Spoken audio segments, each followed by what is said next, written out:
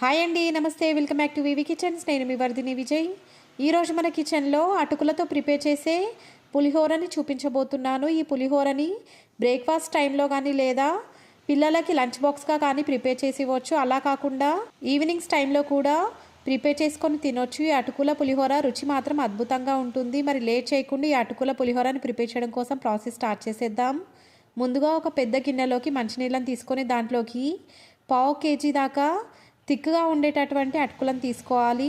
ఈ అటుకులను ఇందాక మనం తీసుకున్నటువంటి నీళ్ళలోకి వేసేసుకొని ఒక నిమిషం పాటు నాననిచ్చిన తర్వాత వాటర్లో నుంచి అటుకుల మొత్తాన్ని కూడా బయటకు తీసేసి ఏమాత్రం వాటర్ రాకుండా ఒక డ్రైనర్లోకి కలెక్ట్ చేసుకొని ఈ అటుకులను ఆరబెట్టుకోవాలి. ఇప్పుడు స్టవ్ వెలిగించి స్టవ్ పైన ఒక గిన్నెను పెట్టి దాంట్లోకి 3 టేబుల్ స్పూన్ల దాకా ఆయిల్ని వేసి వేడి చేసుకున్న తర్వాత ఈ వేడైనటువంటి ఆయిల్లోకి 1/2 టీ స్పూన్ దాకా జీలకర్ర ఆవాలను వేసి వేయించుకోవాలి. జీలకర్ర ఆవాలు వేగిపోయిన తర్వాత ఈ నూనెలోకి మీకు కావాల్సినన్ని పల్లీలను వేసుకొని పల్లీలను మంటను లో ఫ్లేమ్లోకి అడ్జస్ట్ చేసుకొని మాత్రమే 1 మినిట్ పాటు ఫ్రై చేసుకున్న తర్వాత 6 నుంచి 8 కారానికి తగ్గట్టుగా కట్ చేసుకున్నటువంటి పచ్చిమిరపకాయలను ఈ నూనెలోకి వేసుకొని మరొక నిమిషం పాటు ఈ పచ్చిమిరపకాయలను కూడా ఫ్రై చేసుకున్న తర్వాత సన్నగా కట్ చేసుకున్నటువంటి ఉల్లిపాయలను కూడా ఈ ఆయిల్లోకి వేసుకొని ఉల్లిపాయలు మొత్తం కూడా గోల్డెన్ కలర్లోకి వచ్చేంత వరకు కూడా మధ్య మధ్యలో కలుపుకుంటూ ఈ ఉల్లిపాయలు మొత్తాన్ని ఈవెన్గా ఫ్రై చేసుకున్న తర్వాత చేతి నిండా కరివేపాకు ఇంకా కొత్తిమీరను కూడా వేసేసుకొని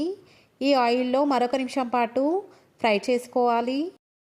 నిమిషం తర్వాత ఈ నూనెలోకి పావు టీ స్పూన్ దాకా పసుపును కూడా వేసేసుకొని పసుపు మొత్తం కూడా ఈ ఇంగ్రీడియంట్స్ అన్నిటితో పాటు కలిసేలాగా ఒకసారి అడుగు నుంచి కలుపుకున్న తర్వాత మరొక 30 సెకండ్స్ పాటు ఆయిల్లో ఫ్రై అవ్వనివ్వాలి.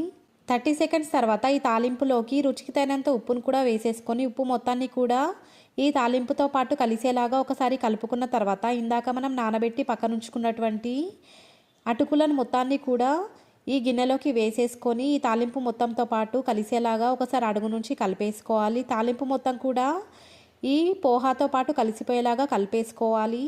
మంటను లో ఫ్లేమ్లోకి అడ్జస్ట్ చేసుకొని మాత్రమే ఈ ప్రాసెస్ మొత్తాన్ని కూడా కంప్లీట్ చేసేసుకోవాలి. పోహా మొత్తానికి కూడా ఈ తాలింపు బాగా కలిసిపోయిన తర్వాత మరొక 1 మినిట్ పాటు మంటను లో ఫ్లేమ్లోకి అడ్జస్ట్ చేసుకొని ఈ అటుకులను ఫ్రై చేసుకోవాలి. 1 మినిట్ తర్వాత స్టవ్ ఆఫ్ చేసేసుకొని ప్రిపేర్ అయినటువంటి అటుకుల పులిహోరను మీకు నచ్చినట్టుగా సర్వ్ చేసుకోవచ్చు. కావాలనుకుంటే దీంట్లోకి కాస్త లెమన్ని కూడా వేసుకోవచ్చు. దీన్ని పెరుగుతో లేదా ఆనియన్తో ఎలా తిన్నా కూడా ఈ అటుకుల పులిహోర రుచి మాత్రం అద్భుతంగా ఉంటుంది. ఈ రెసిపీ కనుక మీకు నచ్చినట్లయితే లైక్ చేయండి, మీ ఫ్రెండ్స్ అండ్ రిలేటివ్స్తో షేర్ చేయండి. ఇలాంటి మరెన్నో రెసిపీస్ కోసం మన ఛానల్ని సబ్స్క్రైబ్ చేసుకోండి. Thank you.